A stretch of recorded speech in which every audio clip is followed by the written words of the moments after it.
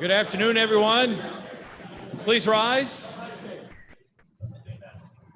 Welcome to the Cade Museum for this Rotary Club of Gainesville meeting here on September 20th, 2022. I'm Tom Collette, your Sergeant at Arms. We begin our meeting as we do with song and pledge. Today, we'll sing God Bless America. Are you ready? Say, yes, sir. God bless America, land that I love. Stand beside her and guide her through the night with a light from above. From the mountains to the prairies, to the oceans white with foam. God bless America, my home, sweet home. God bless America, my home, sweet home. Now join me in the Pledge of Allegiance. I pledge allegiance to the flag of the United States of America and to the republic for which it stands, one nation, under God, indivisible, with liberty and justice for all. Now please remain standing for our invocation today, offered by Lori Vidal. Thank you. It's good to have Phoebe back, isn't it? And look forward to hearing from her. I had the privilege of being one of her dad's guinea pigs at the University of Florida in the field house from 1968 to 1970, as we watched the trainers mix up this green powder, and which became Gatorade. So it's good to have you here and the beautiful results of part of that. Let's pray together. What a privilege it is to be able to meet in this environment that has been created in the midst of an area that was such a problem in our community, transformed into such a creative and enjoyable part of Gainesville. We thank you for the leadership that led the way to change the face of Gainesville with such creativity and planning to provide spaces people just want to be present in. Here we sit right in the middle of it all. Where did it come from and where are we going in the days ahead? We pray for our city and for the very crucial times we are facing in these moments in history. We ask for guidance. We need guidance and direction and the kind of leadership that created the places we are at this moment surrounded by. How can we build on what surrounds us? Stimulate the hearts of those who can make a difference in our community to move us forward, as we have seen in that not so distant past. I pray in your heavenly name. Amen. Thank you so much, Lori. Also, to add to what Lori spoke just a moment ago, let's pray for those in Puerto Rico who have been affected by Fiona and all the other ones in the Caribbean, all of our other brothers and sisters in the Caribbean islands. If you are a Rotarian with a guest today, please remain standing, or a visiting Rotarian. Don Bugos has the mic today, so go ahead and introduce yourself. Okay. Good morning, Rotarians. I'm Stacy Scott, public defender for the 8th Circuit, Stacy Scott. I have with me today, if you please stand, Albroncy Martin. He's a felony division chief here in the public defender's office. He's also past president of our local bar association, past president of the board of directors of Big Brothers Big Sisters, father of 3 boys, 2 of which are Eagle Scouts. So please welcome Albroncy Martin.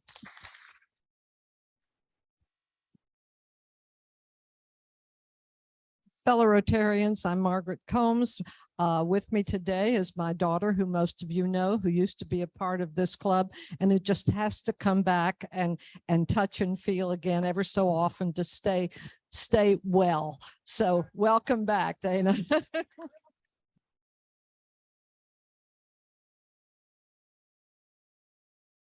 Good afternoon, fellow Rotarians. Kim Ione here. It's my privilege today to welcome my fraternity brother, fellow Pi Kappa Alpha alumnus, Rob Engel, who also happened to be a faculty in the College of Journalism at I came from UNLV, so forgive me, University of Florida. And Rob is a former Rotarian in the DC area, and he's excited about potentially joining us. So welcome him.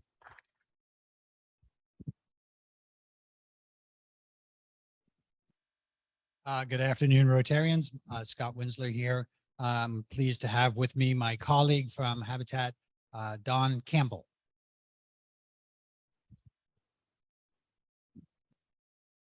Hi, Rotarians. Richard Allen here, and I'm pleased today to have two guests that I get to introduce. One is Chip Howell.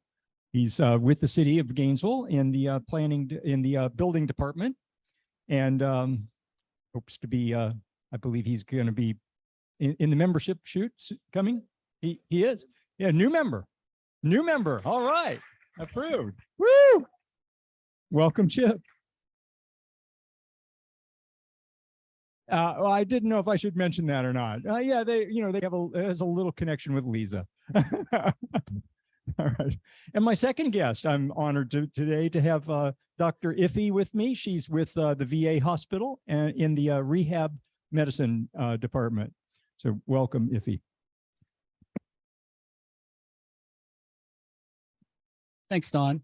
Well, today it's my pleasure to introduce a University of Florida student in public health and education. She started a project in Jacksonville to put up little libraries around the communities that have been underserved by libraries. And she did that as a high school project when you were in Interact, I believe.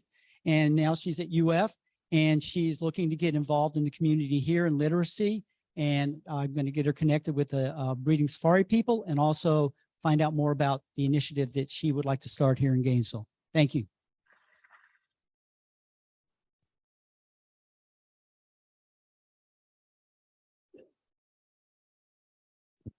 Good afternoon, fellow Rotarians. It's Jenna Ostis. Today for lunch, I brought my husband, Don Neiman, to join us.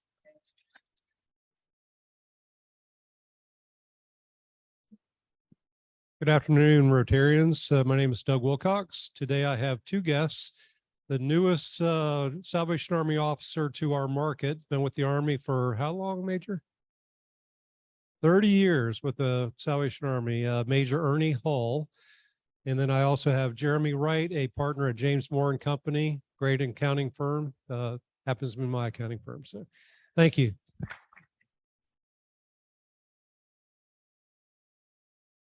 Thank you, Don, and welcome to all of our visitors today.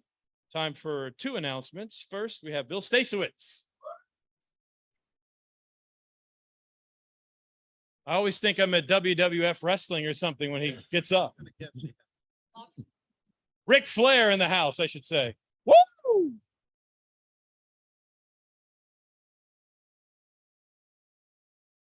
Someone time him. He said he was limited to 3 minutes. Someone time him, please.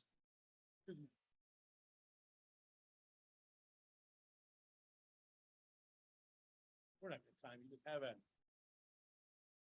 So my name is Bill and I'm here to talk about the Itchitucknee River, and on your table there are 2 copies. So somebody grab each copy so I can do it in 3 minutes. But on November the 19th, which is a Saturday, and it's a away game with Vanderbilt. So that's strategic and enough. Saturday, November the 19th, 9 o'clock, the north parking lot, cost you $45. I got 22 spots available. As a bonus, after the river trip, we're going to have a picnic on the Itchitucknee, which I have never done, at John Joplin's house. John, would you raise your hand? John is the president of the Itchitucknee Alliance. And if you haven't checked out that, it's really cool. But I am not in charge of this trip. It's going to be run by Lars Anderson. And Lars Anderson is a world-renowned adventure outpost guy, and he's taken people on the Paynes Prairie, and he's agreed to do this, to take our group down the Itchitucknee. If you haven't met Lars, I would encourage you to do that. The last page of this document on your table is a picture of the boat ramp at the north entrance of the Itchitucknee River.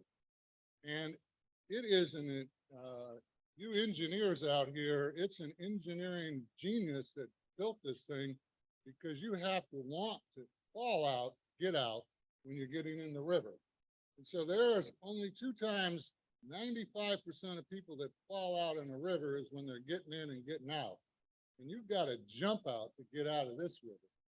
And when you get out, I will pull you out.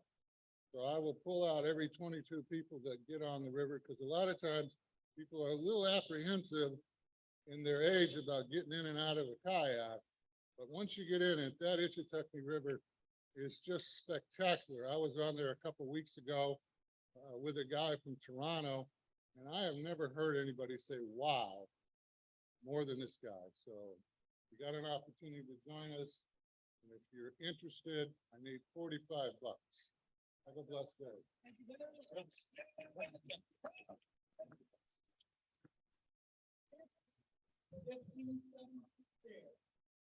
Beautiful. He stays within format.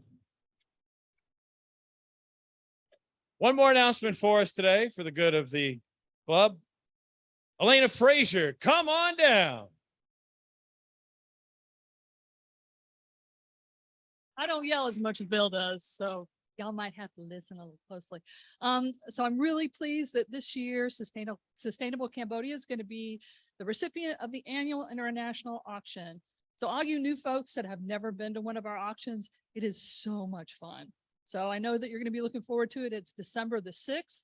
And I'm not sure if we had a chance to run the video before, but if any of you folks that are new to the club don't know much about Sustainable Cambodia, I just want to tell you that Sustainable Cambodia is you.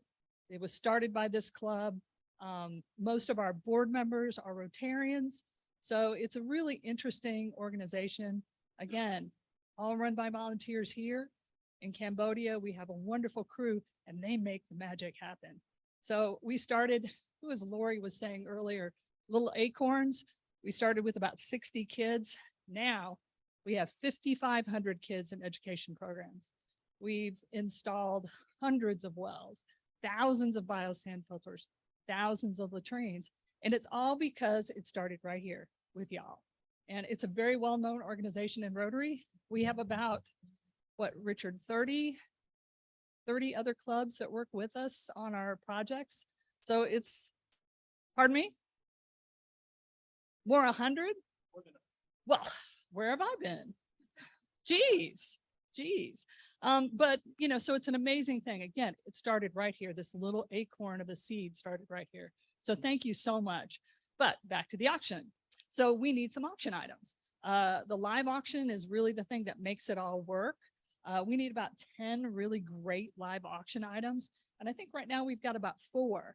We're going to do the African trip again, which is wonderful. I don't see Jan here. Jan's been, a few other people have been. That's been really a good one for us. Pat Thomas is going to be giving us the Rosemary Beach condo again. We have another Rotarian from another club who's giving us a week in California. And then of course, Ed Ellett, the one and only, is going to be doing one of his famous fishing trips. So again, we need many more live auction items. We do have some great silent auction items already. If you'd like to donate to the silent auction, let me know. We're going to limit it this year. If you were here last year, you knew what a cluster it was. We had too many items. So we're going to really be very careful about the items we put out. We want to make sure they're holiday ready. So you can just take them and put them under the tree. So if anybody's got an auction item, let us know. And we're also going to have a meeting after Rotary today of our committee. We need more committee members desperately. So if you'd like to join, come on down because we could use the help. So thanks, everybody.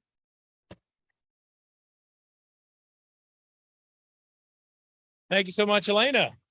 We now turn the meeting over to your president, Greg Young.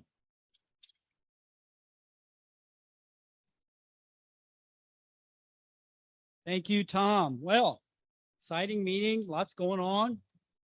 Great to see all the faces in the room. I want to welcome everyone here at the Cade and on Zoom. I think we have about 20 people on Zoom. And as a matter of fact, I have a guest to announce on Zoom today. John James, past president of this club, second feast master for the Wild Game Feast, and former director of Gator Booster, is on Zoom for this presentation. So welcome, John, and everyone else.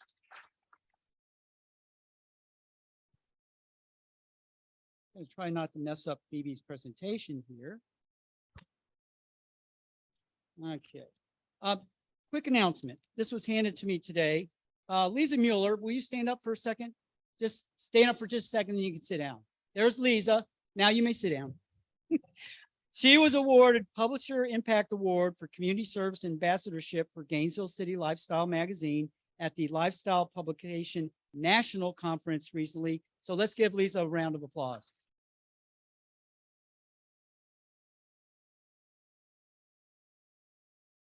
All right, another announcement. The Wild Game Feast Funds grant application is currently on the feast site at rotarygainesville.org. That's rotarygainesville.org.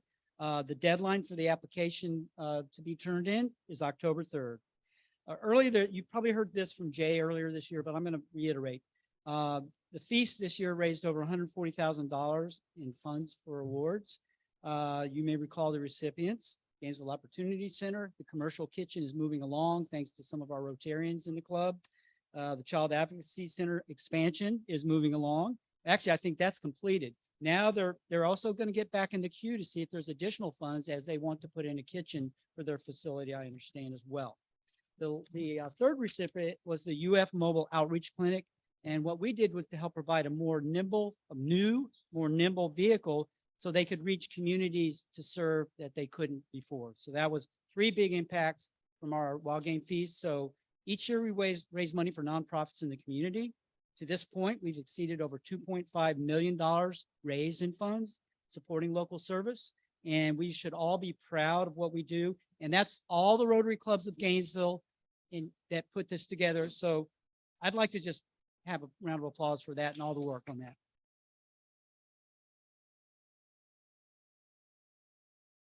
So please, as that gets closer in the spring, keep your eyes open so that we can start to build for that, the 2023 Wild Game Feast. So at this point, I think I would like to turn it over to our presenter. I would like to actually introduce her. Phoebe, if you want to come on up, I'll introduce you while you're up here, please. So many of you know Phoebe from the community, and I thought I saw Richard. Was Richard here? Oh, he was here earlier, but he was just passing through doing some work. He's heard me speak so many times. Yeah, he's heard this in there.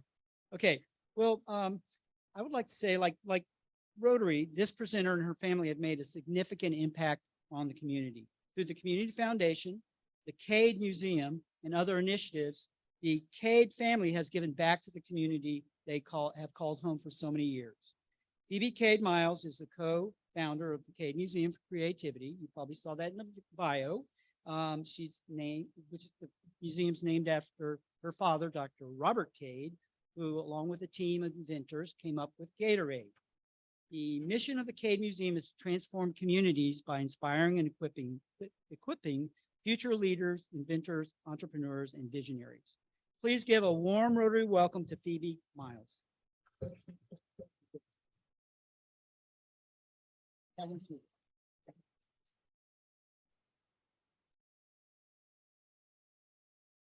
Does it work if I just stand here? Can you hear? Okay, great. Thank you so much, Greg, for inviting me to share my thoughts on inventivity and the Great Experiment. So the Great Experiment refers to a quote by George Washington at his very first State of the Union address in 1790. And he called this nation the last great experiment for promoting human happiness. So most Europeans, meanwhile, thought this great experiment was going to fail. We were an undistinguished agricultural economy with really no industry to speak of.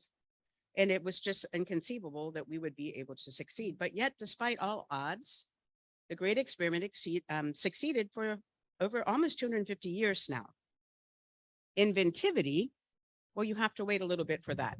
Inventivity is a concept that's so vital to the future success of the great experiment that we had to invent a word here at the Cade Museum that we're trademarking.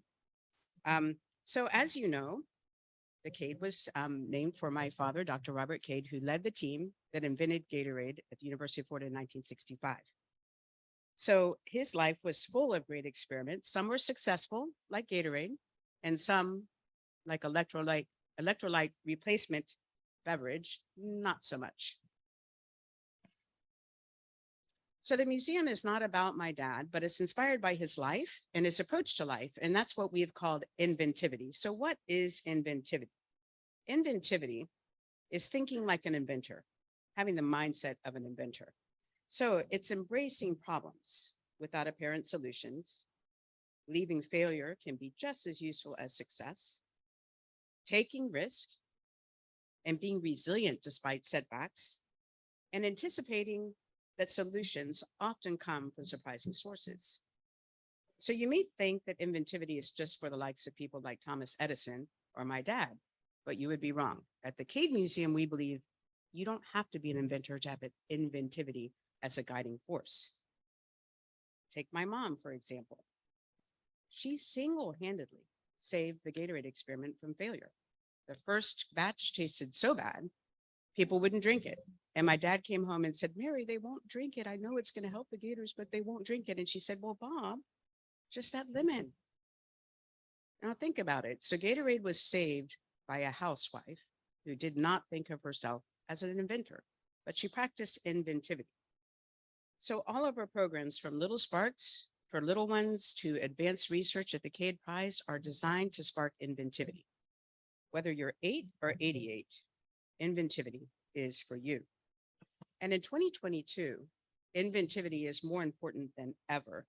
The World Economic Forum says that students entering grade school now, that 65% of children will ultimately end up working in completely new job types that don't exist yet.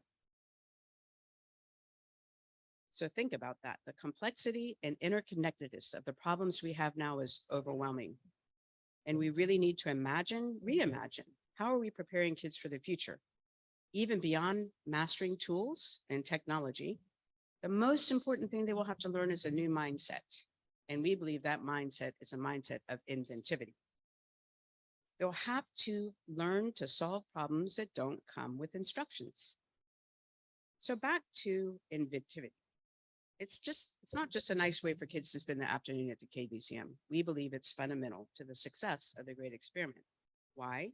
Because practicing inventivity develops a culture of innovation, and a culture of innovation is really the difference between who thrives and who does not thrive.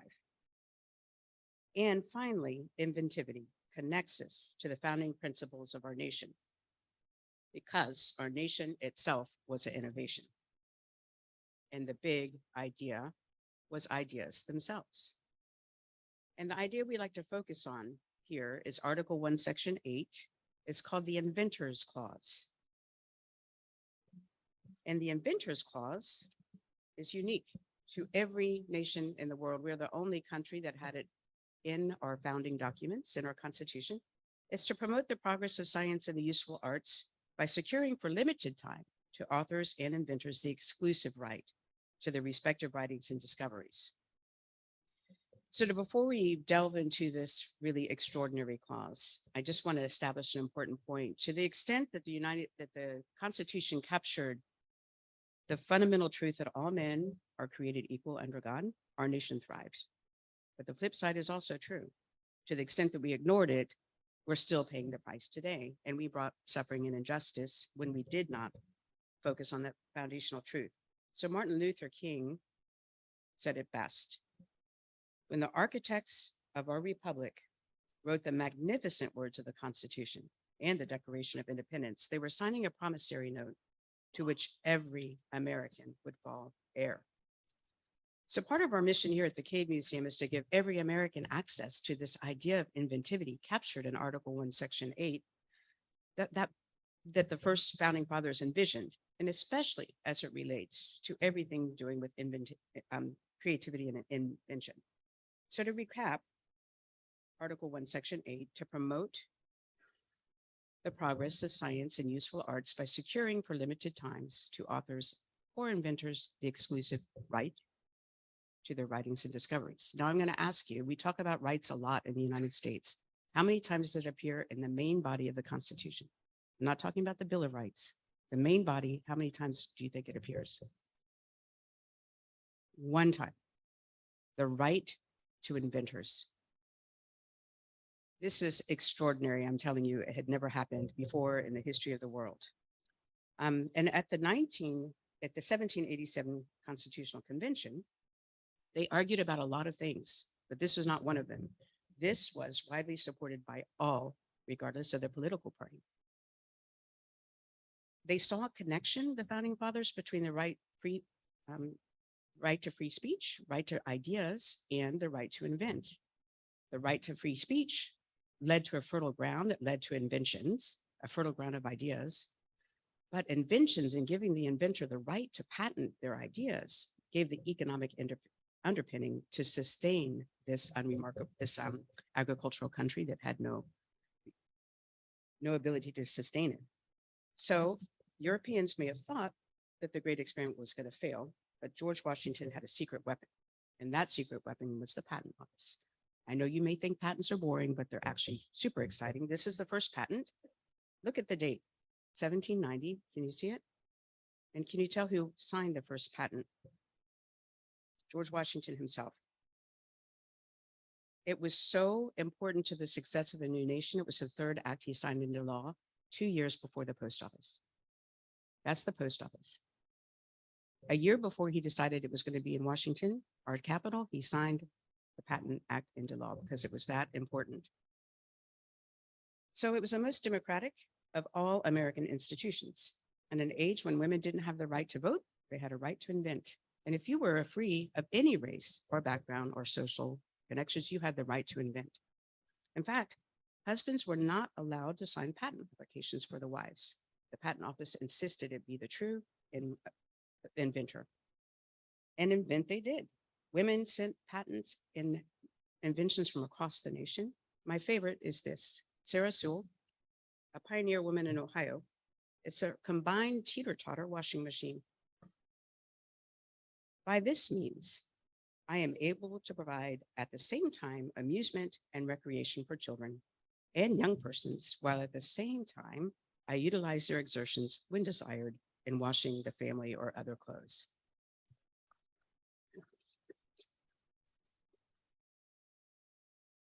The patent office was designed as a temple of innovation. That's actually in the describing documents.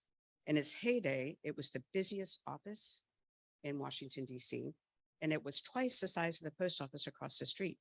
It dwarfed the other buildings. The patent model hall was a must-see for tourists. People would stroll the halls to look at all the patents that had been poured in the last week from the United States across all of the colonies across the United States. And it predated the Smithsonian by 10 years. So this was the major tourist attraction. It was filled to the brim with patent models. And imagine the effect on the national culture of Americans. The patent law sparked a national outpouring of inventions that fostered a national culture of innovation that we all still benefit from today. It's just that we take it for granted. We don't even notice that that is our national culture. It's much like a fish who is in water. He's swimming and has no concept that he is in water. So we live in this dynamic culture of innovation, but we don't reflect on the enormity of what that means. So politicians and investigators often say, follow the money to discover the origins of an idea. And I say, yeah, let's take that challenge. Let's follow the money. So perhaps you see our founding fathers here, or maybe you see deeply flawed men. I don't know. But when I follow the money, what I see is inventors and entrepreneurs. They didn't just talk about the importance of invention. They set the example by becoming inventors themselves. Benjamin Franklin is the most popular one. Bifocal's lightning rod, the Franklin stove. But did you know that Thomas Jefferson was the first patent examiner? And he was also a prolific inventor himself, my favorite being the cipher wheel at the top right for sending secret messages when he was ambassador to France. And George Washington, in addition to signing the first patent, signed patent number 3. What was patent number 3?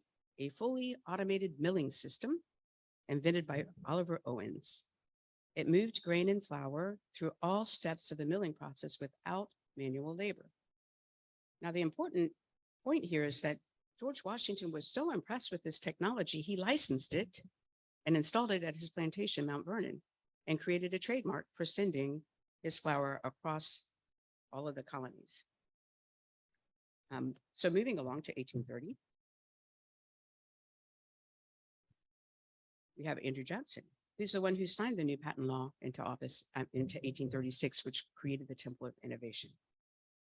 And which date did he choose? Anybody guess? July 4th, 1836, he signed a new patent act into law. So inventors became America's folk heroes. We don't have a monarchy, but I would argue that inventors became our royalty. Many became household names that you say every day: saxophone, braille, mason jar, Goodyear tires, jacuzzi, Ferris wheel, graham crackers. All of these bear the name of their inventors. But my favorite inventor is Abraham Lincoln, who got a patent for buoying vessels across the Mississippi. And he said, US patent law was the third greatest development in human history, following the printing press and the discovery of America. I believe he's right, because in just 100 years, we transformed from an agricultural country to the technological powerhouse of the world. Even more importantly, without Americans even being aware of it, inventivity became a unifying culture that knit us together. Americans never had a common language, a common religion, or even a common ethnic background, but we did have inventivity. So think about it. Every president we just discussed represented a different political party. They were rivals. They were not on the same side, but they agreed on inventivity and put it at the center of our nation.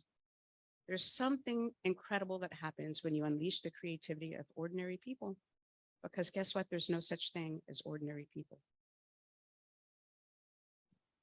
So where does that leave us today? Inventivity and the great experiment today. Can we survive this crisis? Can we survive and move on for the next 250 years?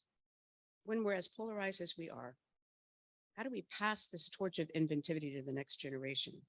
It's a challenge, but I don't think it's impossible. We were very inspired by how creativity works in the brain. Most of you have probably heard something. Most of you have seen an image like this, that, right brain people are creative and left are not.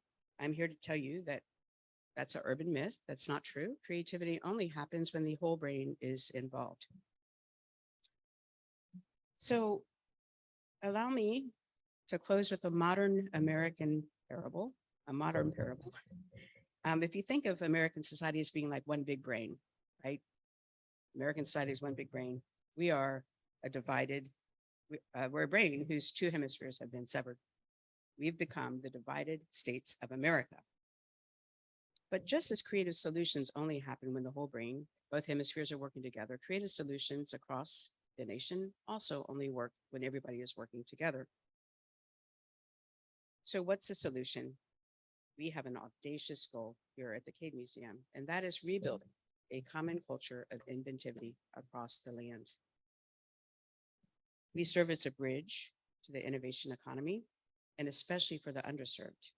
We activate, we strengthen, and we connect community innovation networks by developing the Inventivity education curriculum. And at the heart of that is the Invent Possible framework. I don't have time to go into this. This is a flow chart that represents every curriculum you would ever do here. But basically, it represents the ecosystem of innovation, and it follows the entire arc of getting a new invention to market. So it works on both the individual level as well as the community level. On the individual level, it gives students the skills, the knowledge, the mindset they need to survive in the future economy. But in the second, it's designed to foster collaboration across all sectors of the community. When we use this Invent Possible curriculum to reach out into the community, we connect with nonprofits, academic experts, and institutions, and we develop a culture of inventivity across the region. Our philosophy is not to replace or supplant existing nonprofits. We connect with their leaders and create a citywide network of innovation. It's what the Thriving Cities Lab calls dense, dense overlapping networks of institutions. And the Thriving Cities Lab that will be here next week, and I hope you come hear them speak about the 6 endowments needed for a thriving city. But briefly, they are the good, the true, the beautiful, the prosperous, the just and well-ordered, and the sustainable. When all 6 of these are overlapping and working well, the leaders of those institutions, you have a city that thrives. So the Invent Possible framework provides a unique opportunity to bring all of these endowments together in a collaboration that works for the common good. So does it work? Can changing a mindset actually transform a community? I believe it already has. I believe it can. So this story goes way, way back. If you see me at the bottom right, that's me. Bottom left, sorry. Bottom left. And right next to me is one of our former mayors, Peggy Hanrahan. We were friends in high school. We got along fine. We went our separate ways. She became an environmental engineer.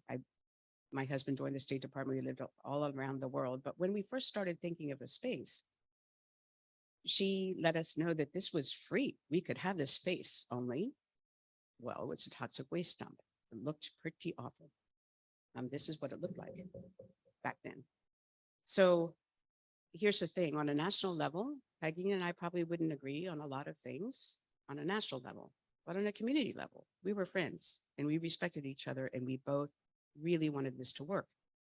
So what does it look like when you have a collaboration across different sectors? It changes this into this, and this, and this. So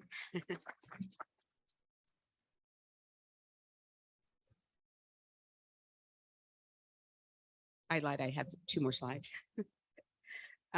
So if you think that's just a one-off thing, this is just Peggy and I, and we were friends in high school. And so we could transform this, think this, in just 10 years after the Civil War.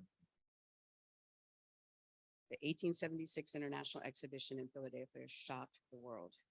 Inventions like the Westinghouse air brake, Alexander Graham Bell, Remington's QWERTY typewriter transformed the world as we know it. Europeans who thought the Great Experiment was going to fail were suddenly terrified. What does this mean, this new startup nation changing the world? Is there hope for the Great Experiment? Yes, of course there is. I believe there is. And I think ending with the smallest unit of money makes a lot of sense. On the smallest unit, it says e pluribus unum, out of many, one. We've all had different experiences and perspectives, and that's amazing. That's what makes America great. It's pluralism, and it's vital to our innovation economy. That's the pluribus part. Yet inventivity can provide a common frame of reference, a common culture that we can and we should celebrate. That's the unum part. Unity is not forcing others to think like you. It's capturing the energy of different skill sets and concerns to solve actual problems in a creative way. Inventivity is centered on what unites us, not what divides us. And just like an inventor, entrepreneur is always looking for ways to improve their product, I believe that the best version of the Great Experiment of America may be yet to come.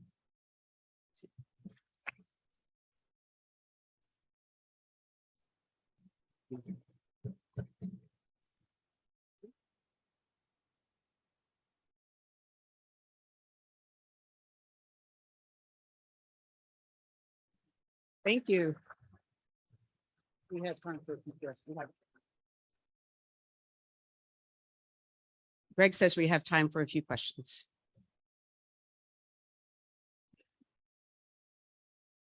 So, Jacob, what a great presentation. Sorry, my knee is a little wobbly, but I just have a quick question about the right from many levels, from academic perspective to funders, because I could see that could be a challenging when people are very innovative or inventivity, as you said, but the friction between funders who fund people to discover it and how you work that right out.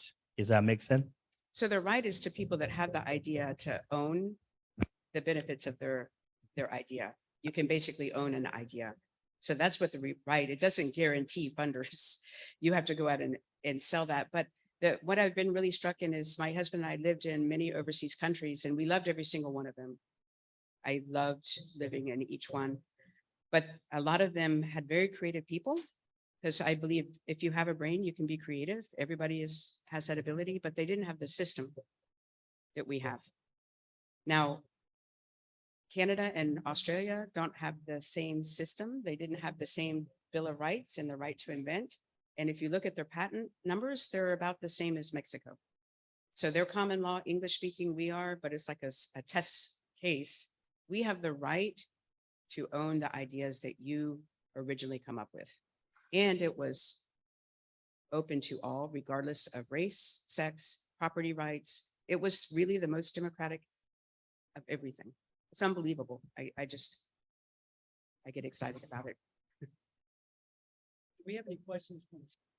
No questions on Zoom as of yet. One more in the room? Wow. Are you taking this on the road?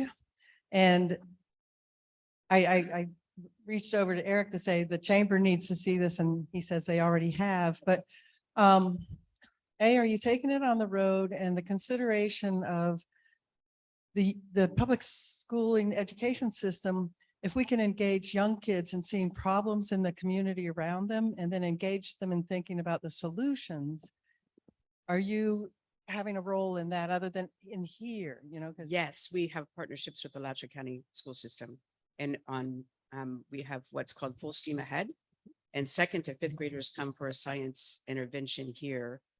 Each one gets to come once a month from 3 of the schools that are not performing as well. And it's all about inventivity. And we bring in local entrepreneurs to help teach the class with coding and so forth. So it really is, we have proved the model here. We're ready to export it now. So our curriculum is ready to be exported to communities across the nation that would then adopt it in the same way. They could run it through a library, through a science museum, through a school. It doesn't matter. It really just divides the whole community into different skill sets that need to come together. So this is an example of that. Yeah. Phoebe, I want to thank you so much. I'll stay here for just a moment. For a wonderful presentation.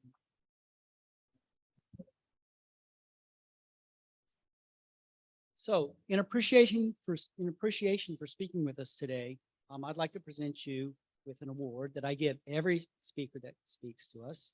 And on behalf of the Rotary Club of Gainesville, I'd like to present you with this certificate signifying that we are giving a financial award to your scholarship foundation for at-risk children. And I think that is a very worthy cause that they do here, and they are reaching out in the community in ways that we don't all see. So with that, thank you. Thank you. Now,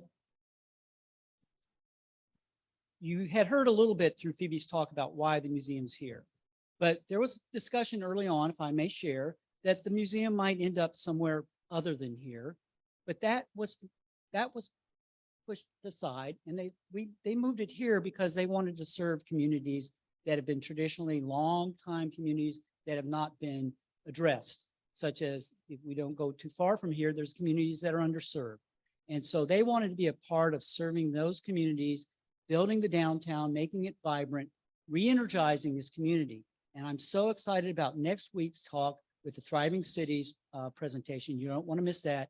It talks a lot about how we make Gainesville even better than it already is, how we make it thrive and grow into the future. So any other comments here? I want to thank you all for attending today. I hope you can join us next week. As you've heard, Ty Buckman will be our speaker from the University of Virginia's Institute for Advanced Studies in Culture. He'll be presenting on the Thriving Cities work that was done here. Visionary project that was not brought down from University of Virginia. It was a grassroots built up from the bottom, a lot of community input and engagement. So you don't miss that. Now, again, thank you for bringing people to the meeting as guests and for all the Rotarians that are showing up these days. I know we're starting to get into another phase of the pandemic. I wouldn't agree with Biden. It's not gone, but it's moving on. So one of the things about having many people here at the meetings, it's as many hands make light work. We've all heard that. So as we grow as a club, we can do more in the community and beyond. So quote of the day, discovery consists of seeing what everybody has seen and thinking what nobody else has thought.